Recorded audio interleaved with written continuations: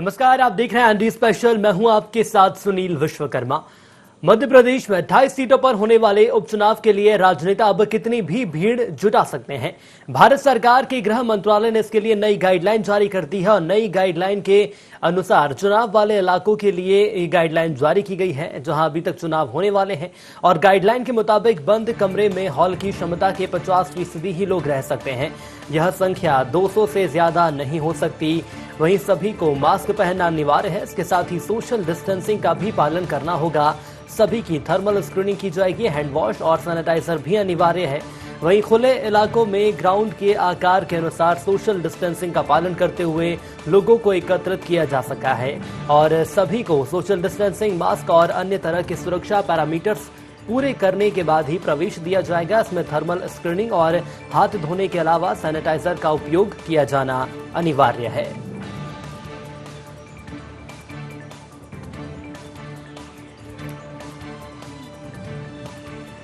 भारत सरकार के द्वारा जो नई गाइडलाइन कोरोना के संबंध में आई है उसमें परिवर्तन हुआ है।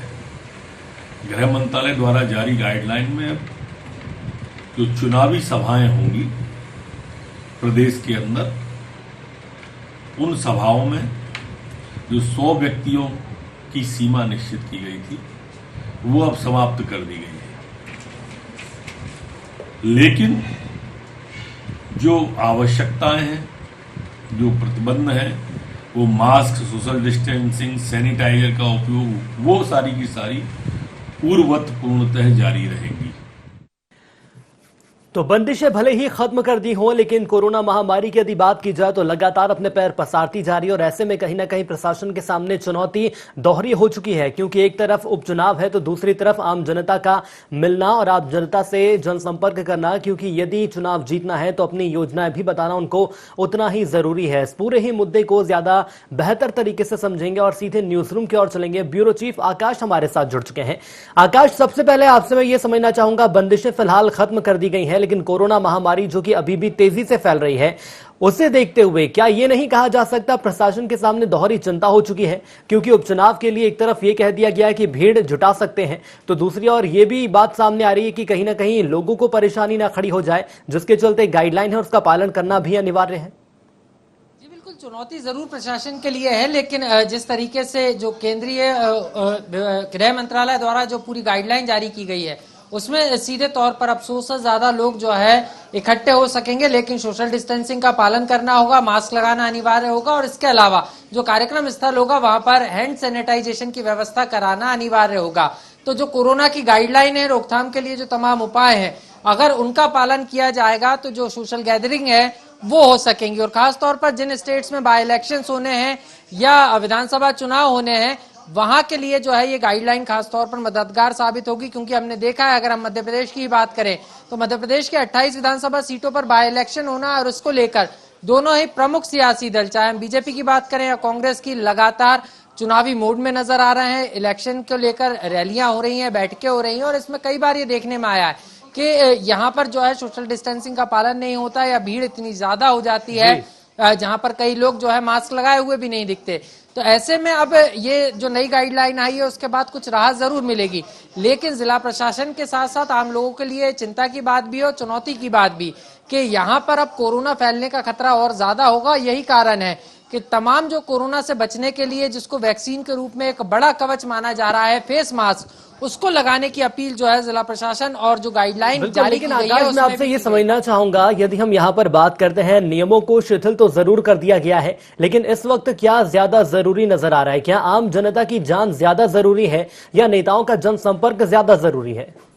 जी बिल्कुल, सबसे बड़ी बात अगर हम बात करें तो बाय इलेक्शन जिस तरीके से मध्य प्रदेश में भी हो रहा है और देश के कई अन्य हिस्सों में भी हो रहा है, लेकिन अगर हम कोरोना की बात करें तो जिस तरीके से पूरी तरीके से लॉकडाउन किया गया, उसके बाद चरणबद्ध तरीके से पूरे देश को अनलॉक किया गया, मध्य प्रदेश को भी अनलॉक किया गया और अब जो कंटेनमेंट जोन्स हैं या जो रेड जोन्स जिनको हम कहते हैं, जहां पे लगातार संक्रमण तेजी से फैला है या लगातार मामले आ रहे हैं, उन इलाकों को जरूर क्लोज करने की बात सरकार ने की है, लेकिन बाकी पूरे एरिया को खोल दिया गया है। वहीं बात रही संक्रमण की चेन बढ़ने की, तो उसको लेकर भी जो है पहले जो सैंपलिंग कम हो रही थी उसकी संख्या बढ़ाई गई है। सीरो टेस्ट जो है पूरे मध्य प्रदेश में किया गया है। खासतौर पर अगर हम बात करें तो भोपाल और इंदौर में सीरो टेस्ट के अच्छे परिणाम भी सामने निकल कर आए। और जो रिकवरी रेट है कोरोना का, वो लगातार, अगर हम राजधानी भोपाल की या पूरे मध्य प्रदेश की भी बात करें तो वो बढ़ा है। और ऐसे में जो कोरोना संक्रमित लोगों के संक्रमण होने की जो चेन थी, संक्रमित होने का जो दर थी, उसमें भी कमी आई है। और यही कारण है कि अब पूरे देश में जो नई गाइडलाइन जारी की गई है उसके आधार पर ही की गई है। हालांकि अभी भी जो लोग देखने वाली बात आकाश ये भी है कि इसके पहले भी हमने देखा कि गाइडलाइन जारी की गई थी, लेकिन कई ऐसे नेता जिन्होंने जनसंपर्क किया, बड़ी संख्या में भीड़ जुटी, उल्लंघन किया गया, लेकिन कार्रवाई नहीं की गई। तो अब कैसे ये सुनिश्चित किया जाएगा कि भीड़ तो जुटेगी लेकिन गाइडलाइन का पालन किया जाएगा? जी बिल्कुल, क्योंकि बाई इलेक्शन है तो सरकार की तरफ से, केंद्र सरकार की तरफ से जरूर इसको लेकर गाइडलाइन आई है, लेकिन निर्वाचन आयोग, भारत निर्वाचन आयोग ने भी इसको लेकर पहले ही दिशा निर्देश दिए हैं। और क्योंकि बाई इलेक्शन के समय सीधे तौर पर अगर कोई भी राजनीतिक पार्टी नियमों का या गाइडलाइन का पालन नहीं करती है तो सीधे तौर पर उसके खिलाफ निर्वाचन आयोग सख्त कार्रवाई कर सकता है। और हमने देखा भी है कि अभी कुछ दिन पहले जो है कुछ इस तरीके के मामले भी सामने आए थे, जहां पर दोनों ही पॉलिटिकल पार्टीज ने एक दूसरे के खिलाफ एफआईआर दर्ज कराने के अलावा भारत निर्वाचन आयोग में भी शिकायत की है। और यही कारण है कि जिस तरीके से नई गाइडलाइन आई है उसके बाद मध्य प्रदेश में इसको लेकर सियासत भी शुरू हो गई है। जहां अगर हम राज्य सरकार की बात करें तो राज्य सरकार इसको एक तरीके से राहत भी मान रही है और ये भी कह रही है कि अनलॉक होने के बाद जिस तरीके से सोशल गैदरिंग का मौका मिलेगा तो बाई इलेक्शन में जनता तक जो विकास की योजनाएं हैं वो पहुंचाने में एक आसानी होगी। भाई अगर हम सियासतदानों की बात करें या अगर हम सियासत की बात करें और जिस तरीके से विपक्ष में बैठी कांग्रेस इसको लेकर तमाम सवालात उठा रही है।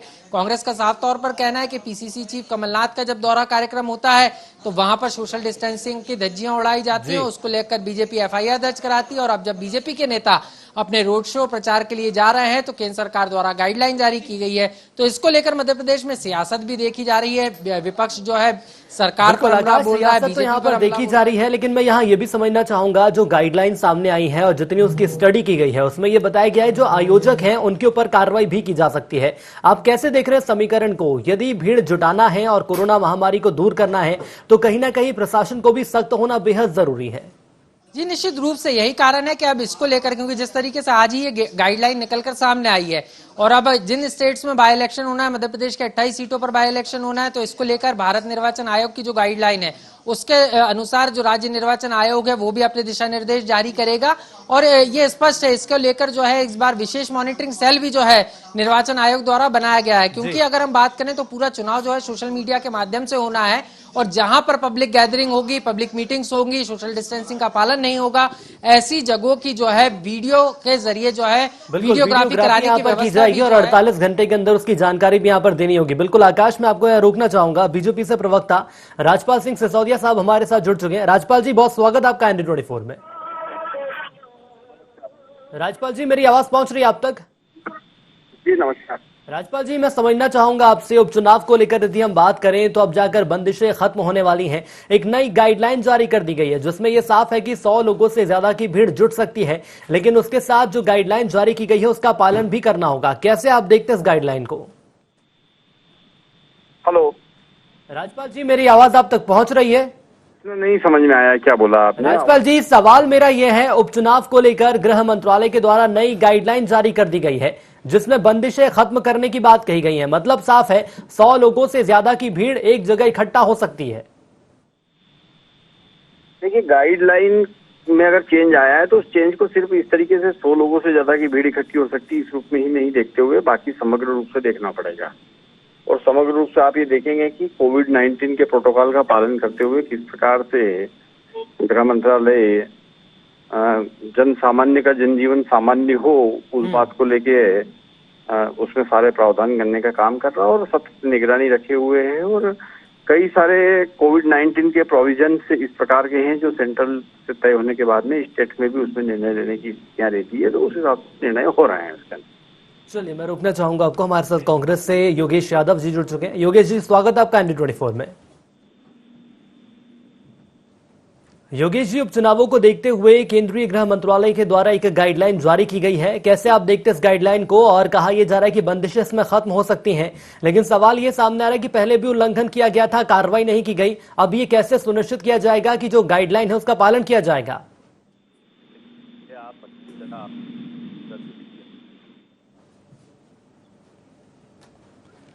योगेश जी। मेरी आवाज आ रही है आपको? जी बिल्कुल, मुझे आवाज आपकी आ रही है, प्रतिक्रिया दिए आप, दीजिए आप।